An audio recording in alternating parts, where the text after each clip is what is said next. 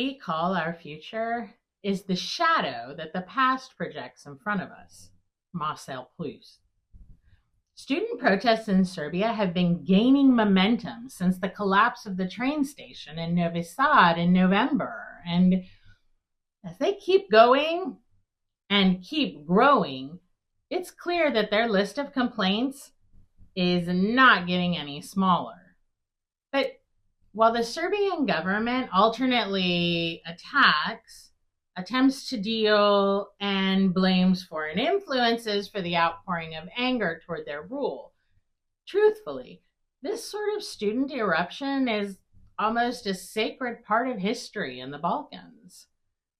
No one can forget the protests in 2000 when the group Otpor organized, inspired the nation, and led to the downfall of the Milosevic regime, which had spent the 1990s waging war in the former Yugoslavia, as well as stealing anything it could get its hands on.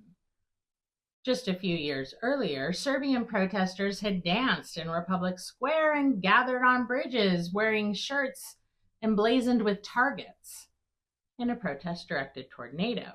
But even those were just the most visible tip of the protest iceberg in the former Yugoslavia, which maintains to this day a strong tradition of protests, often led by the young. It was, after all, a protest against Austria-Hungary by the group Mlada Bosna, which assassinated Archduke Franz Ferdinand in 1914 and set in motion World War I. There were also strong protests in reaction to King Alexander of Yugoslavia, both before his 1929 government changes and after. The after leading to his assassination in Marseille, France in 1934. And the revered French statesmen begin their fateful ride. It's a gala day in Marseille. Vive Alexander!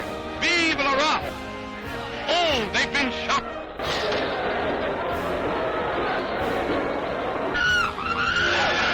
The king has breathed his last, victim of a tragedy that's rocking the very foundations of Europe. World War II hit the Balkans hard, and in between fighting and rebuilding, there was little energy and more of a sense of solidarity. The first large-scale protests after World War II took place in 1968 in Belgrade, when Serbian students began a 7-day strike demanding that the issues with unemployment be solved by the government, and that the government itself should excise red bourgeoisie elements. Carrying signs with slogans like "Down with the red bourgeoisie" and "We want socialist and social reforms," there were also signs present saying "Long live Comrade Tito and the party." Even the statement released by the students holed up in the Faculty of Philosophy and Sociology didn't demand a break with Yugoslavia itself, or even the idea of Yugoslavia. We do not have our own program. Our program is the program of the most progressive forces of the society, the program of the League of Communist Youth, and the Constitution. We demand it should be put consequently into practice. These strikes ended with a televised statement from Tito, where he said, "This is an honest youth, a youth we did not care enough for so far."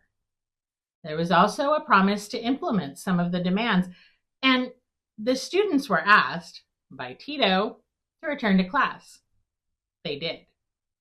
It was not without consequences for the ringleaders, but there were also bigger problems on the Yugoslav horizon. 1968 as a year of protests was massive. They were taking place all over the world and in democratic and communist countries alike. The most important to Yugoslavia were those happening in Prague. The protests in Prague were a vastly different character to those in Yugoslavia. The Czechs were attempting to institute freedoms and move themselves apart from the Eastern Bloc held under the Soviet Union. At first, the Soviets satisfied themselves with infiltrating and disrupting the movement itself. But as the momentum did not die down, they turned to a military solution. In August of 1968, armies from the Soviet Union, Bulgaria, Hungary, and Poland invaded Czechoslovakia and forced out all the reforms, tightening their control of the country. It was a dark time for Czechoslovakia, and that shadow hung heavily over Tito and the government of Yugoslavia. The nation straddled the fence between East and West, and if the Soviet armies were on the move again, it presented a grave danger. It presented a bigger danger, in fact, than protesting students.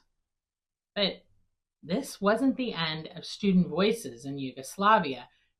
Another issue was brewing, one based on economic and linguistic struggles.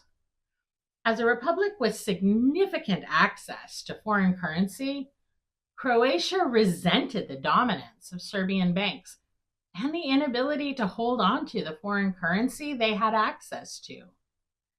There was also intense anger sparked by new linguistic guidelines, which often relegated Croatian to the status of a dialect and emphasized the Serbian form of the language officially.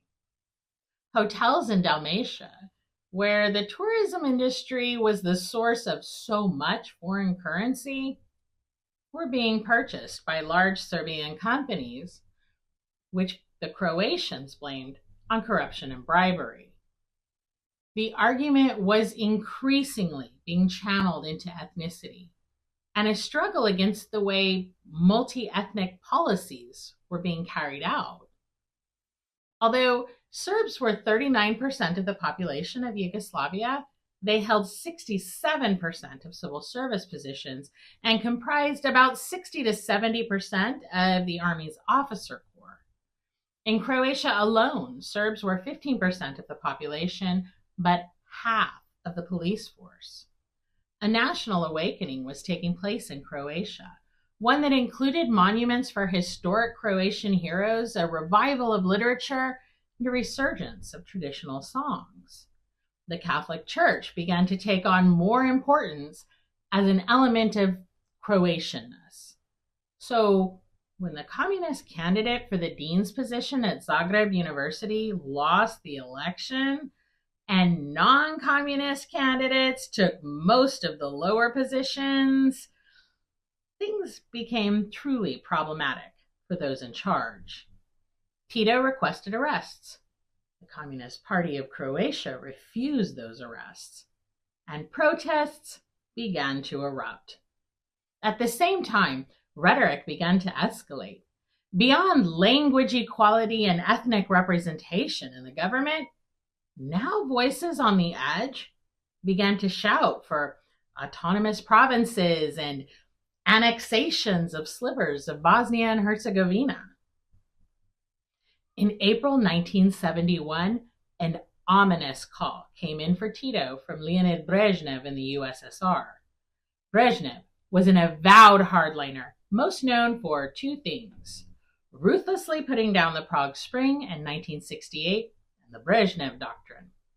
The Brezhnev Doctrine, simply stated, was the promise of intervention by the USSR wherever a socialist state was being threatened.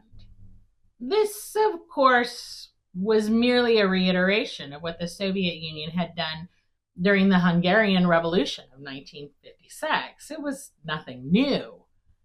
But now, Brezhnev was personally phoning Tito.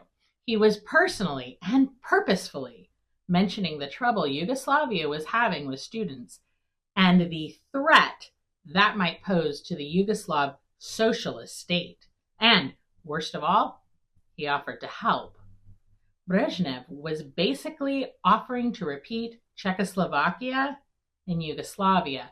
And for a nation that had built its entire existence on the idea of third world unaligned with East or West, the threat was bold and obvious. The situation became even more tense during a visit by American President Richard Nixon from September 30th to October 2nd, 1971, when he raised a glass while in Croatia and said, "Long live Croatia, long live Yugoslavia." The statement was interpreted depending on the political leanings of the listener and required an October 30th visit to the USA by Tito to undo some of the damages. And finally, all hell broke loose on November 22nd, when a strike of 3,000 students in Zagreb spread throughout Croatia and became 30,000 protesters strong. With the threat of Soviet intervention on the one side, the threat of Yugoslav disintegration on the other, and the meteoric rise of ethnic tensions in a multi-ethnic nation, strong measures were required.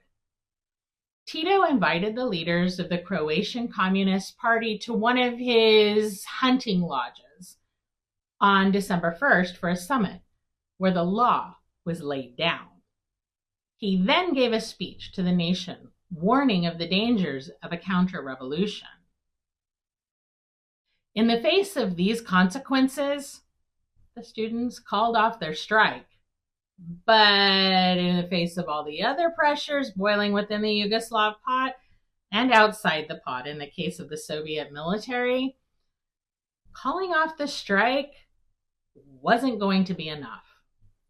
Within 6 days, the Communist Party of Croatia was accused of not following through on the summit agreements. On December 11th, student strike leaders were arrested. A much smaller demonstration of students protesting this was dispersed by the riot police. Throughout 1972, the consequences of the Croatian Spring were felt.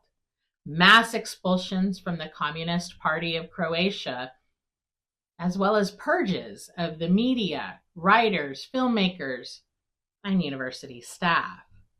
It was the end of the Croatian Spring. Incidentally, a term coined after the actual event and banned from use until 1989. But it was not the end of the ideas that had boiled over. Nearly all the changes requested in the Croatian Spring made their way into official channels in the following years. The song Lijepa naša domovina became the official national anthem in 1972, and in 1974, most of the rest of the demands became enshrined in the Yugoslav constitution.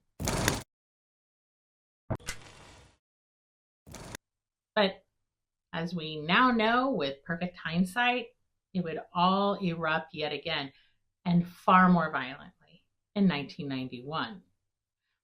This is, of course, a very much abbreviated version of the history of protests in the Balkans and the Croatian Spring in particular. And we urge all our watchers to dig much deeper into these events, as history seems to be rhyming right and left at the moment. There's much more nuance and much more to say about everything that happened, and we can't get more than a surface look in the 10 to 15 minutes we have for History She Wrote episodes.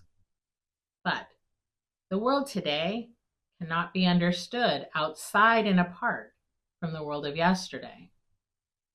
Until the next massive upheaval in the world, see you next time on History She Wrote. What to do